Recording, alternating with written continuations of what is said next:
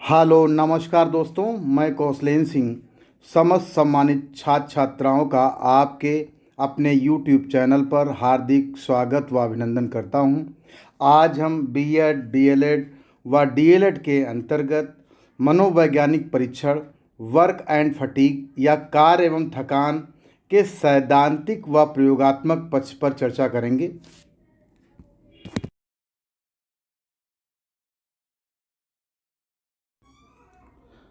Psychology practical कार्य एवं थकान के अंतर्गत सबसे पहले आपको सैद्धांतिक पक्ष लिखना होगा।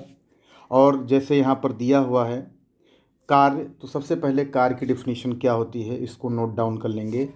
इसका स्क्रीनशॉट लेकर आप अपनी जो कॉपी है, फाइल है, उसको तैयार कर सकते हैं।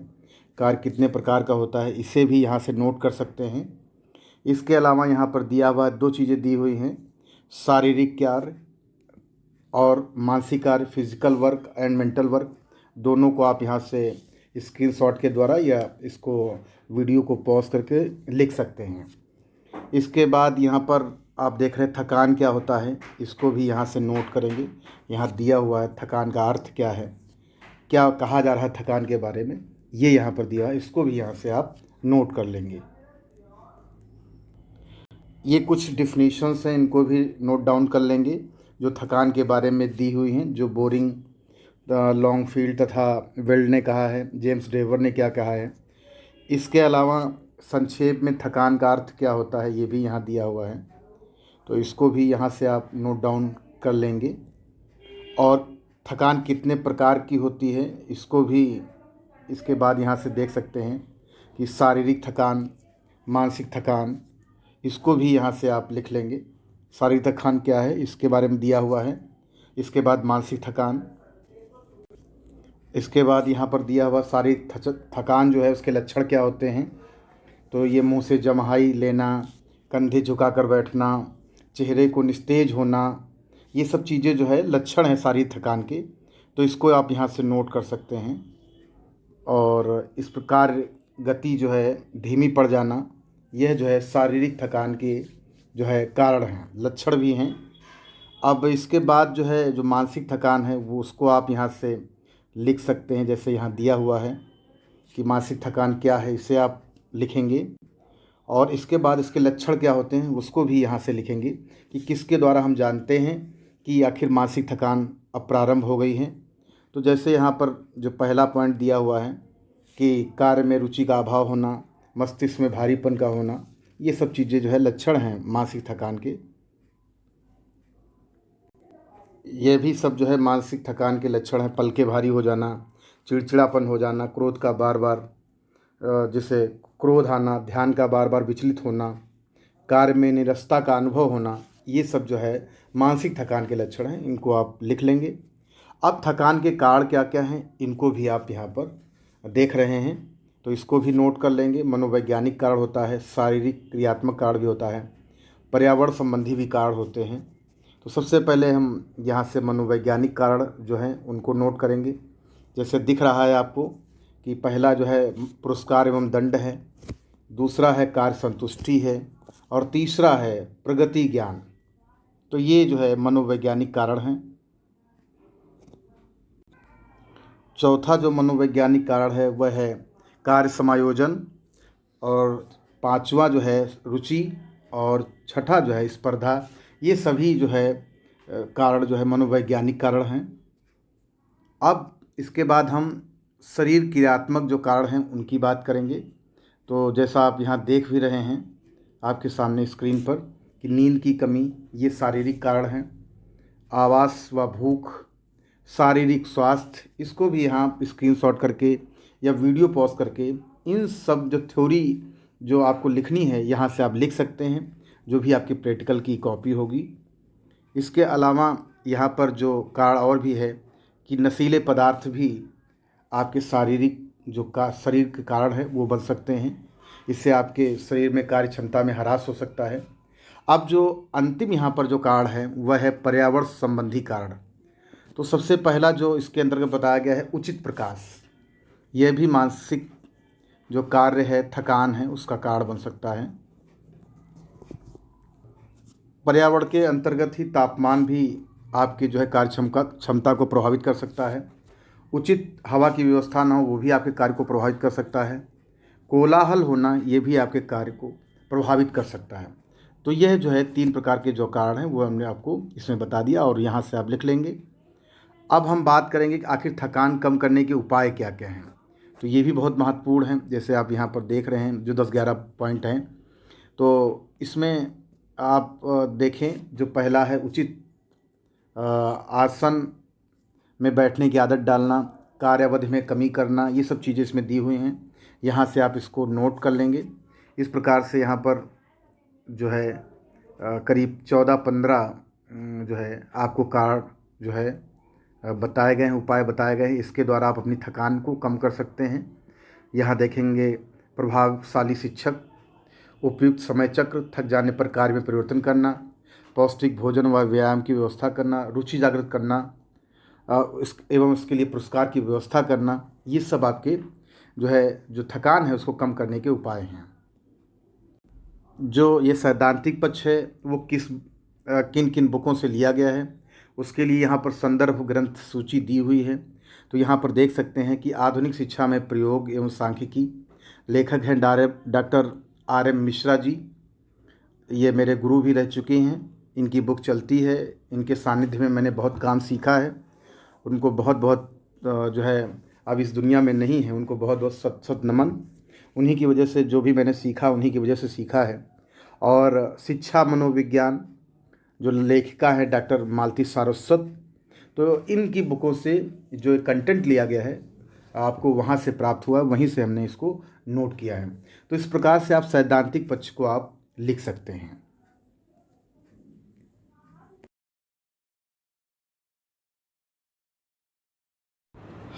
अब हम कार्य एवं थकान मनोवैज्ञानिक परीक्षण के क्रियात्मक पक्ष पर चर्चा करेंगे।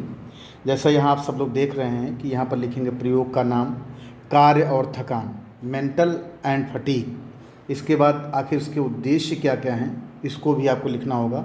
तो ये देखिए यहाँ पर दिया हुआ उद्देश्य क्या क्या हैं। जैसे मानसिक कार्य द्वारा उत्पन्न थकान का प्रभाव ज्ञात करना, थकान उत्पन्न करने वाले तथा निवारण करने वाले तथ्यों की जांच करना, कार्य करने की वक्र रेखा का अध्ययन करना, ये आपको लिखना होगा।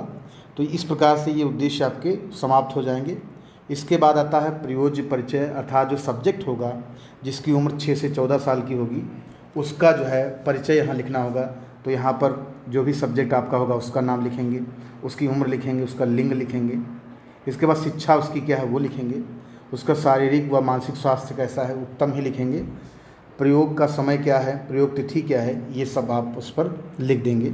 इसके बाद जो आता है यहाँ पर प्रयोगकर्ता का परिचय। प्रयोगकर्ता का परिचय अर्थात अगर आप बीएड के स्टूडेंट हैं या बीएलएड के हैं या आप डीएलएड के हैं, जिस भी उसके स्टूडेंट है आप अपना नाम यहाँ पर लिखेंगे और उसके बाद अपनी एजुकेशन लिखेंगे यहाँ पर, और आपका व्यवसाय जो है छात्राध्यापिका है उसको यहाँ पर लिख देंगे। क्रियात्मक पक्ष में अब यहाँ पर यह लिखेंगे कि आखिर उपकरण और सामग्री क्या क्या जरूरत होगी। तो यहाँ विराम घड़ी, संख्याओं की वैलेंटाइन सूची और ग्राफ पेपर, ये आपको उपकरण और सामग्री में लिखना होगा। इसके बाद आपको प्रारंभिक तैयारी क्या क्या करनी है। तो जैसे दिया हुआ है कि अंक सूची को पहले वैलेंटाइन सूची से मिला लिया जाता है, अगर कहीं अशुद्धि है तो उसे ठीक कर लेते हैं। प्रयोज्य को शांत वातावरण में बिठाया जाता है, विराम घड़ी का निरीक्षण कर लिया जाता है, प्रयोज्य को प्रयोग विधि ठीक से अवगत करा दी जाती है। इसके बाद जो है सावधानियाँ, क्या क्या सावधानियाँ हैं ये आपको देखना होगा। तो सावधानियाँ यहाँ आप देख रहे हैं, प्रयोग करते समय वातावरण शांत होना चाहिए, यह ध्यान देना आवश्यक है प्रयोज्य सामान्य ढंग से कार्य कर सके। प्रयोग से पूर्व यह सुनिश्चित कर लेना चाहिए कि प्रयोज्य शारीरिक व मानसिक रूप से स्वस्थ है। इसके अलावा समय को ठीक प्रकार से अंकित करना चाहिए। अब जो है यहाँ पर आप जो निर्देश देख रहे हैं, तो यह निर्देश आपको वैलेंटाइन सूची को देते हुए छात्र छात्राओं को जो निर्देश देने होंगे वह आपको देना होगा, वह मैं आपको बता रहा हूँ।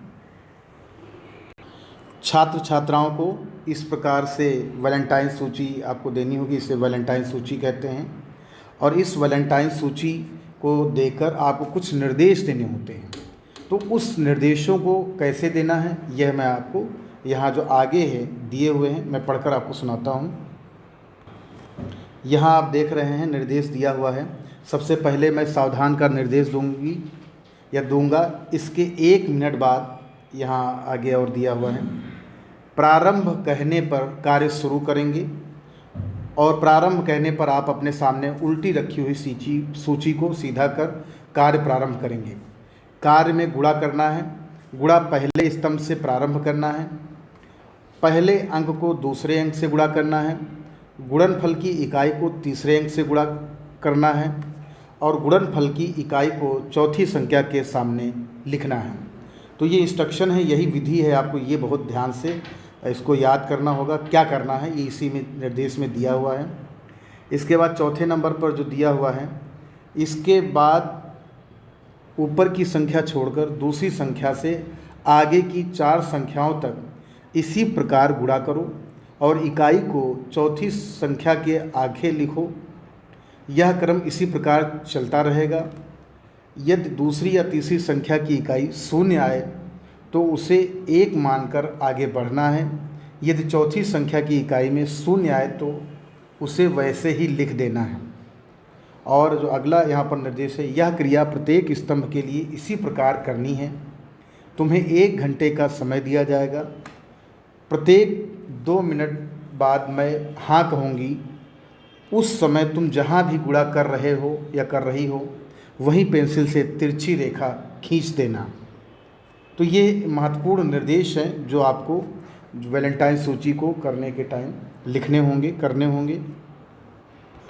अब आपके सामने हम जो वैलेंटाइन सूची है उसको रखे हुए हैं। तो यहाँ पर ये समझ लें, ये स्तंभ हैं। ये पहला स्तंभ, दूसरा स्तंभ, तीसरा स्तंभ, चौथा स्तंभ, पाँचवा स्तंभ और छठा स्तंभ, जो भी इस प्रकार के स्तंभ दिए हुए हैं। और इसके बाद आप यहाँ पर देख रहे हैं ये लाइन खींची हुई हैं, ये लाइन खींची हुई हैं। तो जब 2 मिनट आपको यहाँ से गुणा करते करते जब 2 मिनट हो जाएंगे तो एक्सपेरिमेंटर के द्वारा आपको जब कहा जाएगा हाँ, तो आपको वहीं तुरंत जो है लाइन खींच देनी होगी। अगर यहाँ पर कहा जाएगा हाँ तो तुरंत आपको यहाँ पर लाइन खींच देनी होगी। तो इस प्रकार से आपको यहाँ पर प्रत्येक स्तंभ में इसी प्रकार काम करना है। अब क्या करना है इसमें देखो ध्यान से, कि इसमें सबसे पहले तो आपको गुणा करना है। ये जो प्रत्येक स्तंभ में पहली संख्या को दूसरी संख्या से गुणा करना है, और गुणनफल की इकाई को तीसरे अंक से गुणा करना है, और गुणनफल की इकाई को चौथी संख्या के सामने लिखना है। और इसके बाद ऊपर की संख्या छोड़कर दूसरी संख्या से आगे की 4 संख्याओं तक इसी प्रकार गुणा करो, और इकाई को चौथी संख्या के आगे लिखो। यह क्रम इसी प्रकार चलता रहेगा। यदि दूसरी या तीसरी संख्या की इकाई शून्य आए तो उसे 1 मानकर आगे बढ़ना है। यदि चौथी संख्या की इकाई में शून्य आए तो उसे वैसे ही लिख देना है। यह क्रिया प्रत्येक स्तंभ के लिए इसी प्रकार करनी होगी। तुम्हें इसके लिए 1 घंटे का समय दिया जाएगा। अब हम आगे बात करते हैं। अब यहाँ पर आप जो है विधि की हेडिंग डालेंगे। सबसे पहली विधि है, समस्त सावधानियों को ध्यान में रखकर प्रयोग आरंभ किया। दूसरा है, प्रयोज को शांत वातावरण में निर्देश देकर बैठा दिया और उसे अंकपत्र दे दिया।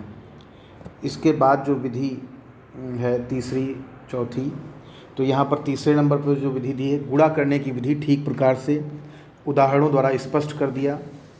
चौथे नंबर पर जो विधि है, 2-2 मिनट पर हाँ शब्द कहने पर एक तिरछी रेखा खींचने को भी प्रयोज को समझा दिया। 5 मिनट समय शेष रहने पर प्रयोज को सावधान कर दिया गया। समय समाप्ति पर अंकपत्र वापस ले लिया गया। बाद में अंकपत्र की जांच की अर्थात कुंजी से कर दी गई। और जो 7वें नंबर पे था, प्राप्त आंकड़ों से निरीक्षण तालिका बनाई। जो अगला हमारी जो हेडिंग होगी तो वह है अंतर्दर्शन विवरण या इंट्रोस्पेक्शन। तो इंट्रोस्पेक्शन में आपको जो आपने एक्सपेरिमेंट के ड्यूरेशन, जो सब्जेक्ट ने सोचा, जो उसको लगा, वो चीज़ें वहाँ पर आपको लिखनी है बच्चे से पूछकर। तो जैसे इस प्रयोग में मेरी रुचि नहीं है क्योंकि यह नीरस कार्य था और प्रयोग कक्ष में शांति थी तथा कोई बाधा उत्पन्न नहीं हुई। मैं इस कार्य से छुटकारा चाहता था, अतः मैंने कार्य प्रारंभ कर दिया। कार्य शीघ्र कर दिया, लेकिन कार्य कहीं कहीं धीमी गति से भी हुआ, क्योंकि मैं बीच में थक गई थी। गुणा विधि में बीच बीच में ध्यान देना पड़ता है। तो ये अंतर्दर्शन विवरण आपको लिखना होगा। जो स्टूडेंट आपका जो सब्जेक्ट है बोलेगा, उसको आपको यहाँ पर लिखना होगा, एक्सपेरिमेंटर को। इसके बाद आपको ऑब्जर्वेशन टेबल बनानी पड़ेगी। जैसे यहाँ क्रम संख्या लिखना हो, कार्य की इकाई, तो यहाँ पर कार्य की इकाई आपको बताया था 1 2 3 4 इस प्रकार से। प्रयासों की संख्या, शुद्ध उत्तर, अशुद्ध उत्तर, विशेष टिप्पणी, ये सब चीज़ें आपको यहाँ पर ध्यान रखना होगा। तो यहाँ पर देख रहे हैं आप, पहली जो कार्य की इकाई है, जो स्तंभ है, तो उसमें आपने जो कार्य की इकाई थी, तो उसमें आपने देखा कि पहली कार्य की इकाई में 1 जैसे है, प्रयासों की संख्या कितनी 12, शुद्ध उत्तर कितने हुए 6, अशुद्ध उत्तर कितने हुए 3। इसी प्रकार दूसरे कार्य की इकाई, तो प्रयासों की संख्या 15, शुद्ध उत्तर 11, अशुद्ध उत्तर 4। इसी प्रकार तीसरे, तो ये आपको यहाँ पर डेटा लिखना होगा। शुद्ध उत्तर कितने हैं, की से आपको मिलाना भी होगा। और यहाँ पर जो है विशेष टिप्पणी जैसे दिया है, कभी कभी वह जम्हाई ले रहा था या रही थी, पर समय समय पर ध्यान केंद्रित कर रही थी, बाद में उसका ध्यान लगने लगा। इस प्रकार से आपको ये जो कार्य की इकाई हैं उनको यहाँ पर लिखना है निरीक्षण तालिका में। इसको स्क्रीनशॉट ले सकते हैं। कोई दिक्कत आती है तो आप मुझे कमेंट बॉक्स में जाकर पूछ भी सकते हैं मुझसे। आपको इस प्रैक्टिकल में इस प्रकार से ग्राफ पेपर बनाना होगा। जैसा आप यहाँ पर देख रहे हैं कि नंबर ऑफ़ अटेम्प्ट्स जो है वाई एक्सिस पे है, और यहाँ पर जो है यूनिट ऑफ जो वर्क है वह आपका एक्स एक्सिस पर है। तो इस प्रकार से आपको नंबर ऑफ़ अटेम्प्ट्स और यूनिट ऑफ वर्क के कंपैरिजन में आपको ग्राफ पेपर बनाना होगा। आपको अपनी सुविधा अनुसार एक्स एक्सिस पर और वाई एक्सिस पर जो ब्लॉक हैं उनको फिक्स करना होगा। दूसरा एक और भी आपको इसी प्रकार से जो है ग्राफ पेपर बनाना होगा। जैसा यहाँ पर आप देख रहे हैं, वाई एक्सिस पर जो है जो एक्स एक्सिस है उस पर यूनिट ऑफ वर्क होगा, और यहाँ पर जो आपके जो करेक्ट आंसर है उसको लेकर करेक्ट आंसर वर्सेस जो है यूनिट ऑफ वर्क का आपको एक जो है ग्राफ पेपर बनाना होगा। इस प्रकार से बना हुआ है। आप अपनी सुविधा अनुसार यहाँ पर जो है एक्स एक्सिस और वाई एक्सिस पर ब्लॉक्स को ले सकते हैं, और उसी अनुरूप जो है आप अपना ग्राफ पेपर तैयार कर सकते, बना सकते हैं। एक और आपको ग्राफ पेपर बनाना होगा, unit of work versus wrong answer. तो यहाँ पर आप देख रहे हैं कि यहाँ पर एक्स एक्सिस और वाई एक्सिस पर जो भी ग्राफ बना हुआ है, तो ये रॉन्ग आंसर है वाई एक्सिस पर, और x axis per unit of work है। तो आप देखते रहेंगे किस प्रकार से रॉन्ग आंसर आ रहे हैं जैसे जैसे आगे बढ़ रहे हैं। तो एक इस प्रकार का भी आपको जो है ग्राफ पेपर बनाना होगा। ग्राफ पेपर के बाद अब आपको आंकड़ों का विश्लेषण करना होगा।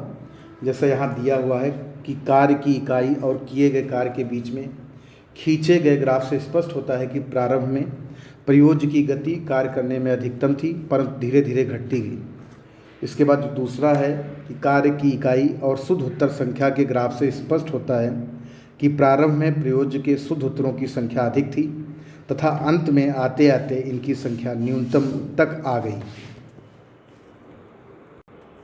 अगला है कार्य इकाई व अशुद्धियों के ग्राफ से स्पष्ट होता है कि प्रारंभिक कार्य इकाइयों तथा अशुद्धियों की संख्या 39 थी, जो अग्रिम अर्थात आगे की कार्य इकाइयों में घटकर मात्र 23 हो गई।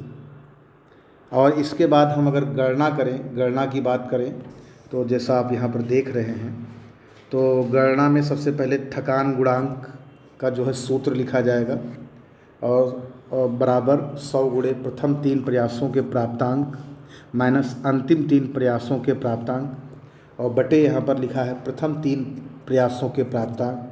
तो ये जो अभी मैंने आपको एक जो वैलेंटाइन सूची है उसको आप देखिए, उसमें जहाँ पर लाइन खींची हुई है वो पहला प्रयास है, फिर जो दूसरी लाइन खींची हुई है वो तीसरा प्रयास है, दूसरा प्रयास, फिर तीसरा प्रयास, इस प्रकार से दिए हुए हैं। तो उसी से ही आप वहाँ से डेटा निकालेंगे और इस प्रकार से कैलकुलेशन करेंगे तो थकान गुणांक आपका 40 निकल कर यहाँ आया, जो यहाँ पर दिया हुआ है। अब हम बात करेंगे परिणाम की। तो प्रयोज्य को निरंतर कार्य करने से उसकी गति और उसकी योग्यता दोनों में कमी आई है, जो थकान के कारण है। प्रयोज्य ने प्रारंभ में रुचि ली और बाद में कार्य में रुचि नहीं ली, इससे कार्य में त्रुटियाँ आईं। थकान गुणांक जो है वो आपका 40 आया है। अब हम विवेचना अगर करें तो विवेचना में जैसे आप दिया हुआ पहली विवेचना जो है कि प्रयोज्य में प्रारंभ में उत्साह दिखाई दिया, जो उसके प्रयासों से भी स्पष्ट हो गया है। जैसे जैसे समय बीतता जाता है उसके प्रयासों की संख्या घटती जाती है और शारीरिक भाव भंगिमा से भी निरुत्साह झलकता है। दूसरी जो है प्रयोज्य ने अंतर्दर्शन रिपोर्ट में भी कहा है कि कार्य के प्रति उसमें अरुचि थी, जिससे वह छुटकारा पाना चाहता था।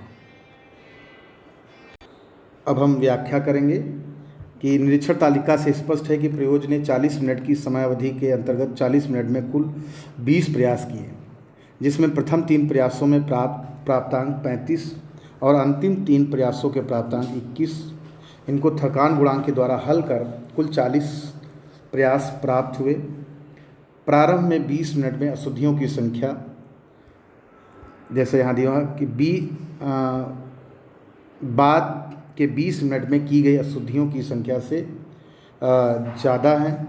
इसके विपरीत प्रारंभ में शुद्ध उत्तर 64, बाद के 20 मिनट में दिए गए शुद्ध उत्तर 58 है। अतः प्रारंभ में प्रयोज्य को उत्साह था, परंतु धीरे धीरे उसका उत्साह घटता गया क्योंकि उसे थकान का अनुभव होने लगा। इसके कारण उसके कार्य की गति कम हो गई। अब हम बात करेंगे शैक्षिक महत्व की। तो यहाँ पर जैसे दिया हुआ है कि शैक्षिक महत्व में कि यह प्रयोग अध्यापक को यह सोचने पर मजबूर करता है कि वह कौन सी विधियों का अनुसरण कक्षा शिक्षण में करे जिससे छात्र थके नहीं। यह प्रयोग दर्शाता है कि थकान के आने के विभिन्न कारण कौन कौन से हैं और उनसे किस प्रकार बचा जा सकता है। तो इस प्रकार से यह आपका मानसिक थकान परीक्षण समाप्त हुआ। अगर कोई भी आपको जानकारी चाहिए तो आप मुझे कमेंट बॉक्स में ज़रूर लिख कर भेजें, ज़रूर मैं उसका समाधान करूँगा। अगर आप मेरे चैनल पर पहली बार आए हैं तो सब्सक्राइब अवश्य कर लें, जिससे आपको सबसे पहले एजुकेशनल अपडेट मिलती रहे। धन्यवाद। नमस्कार दोस्तों।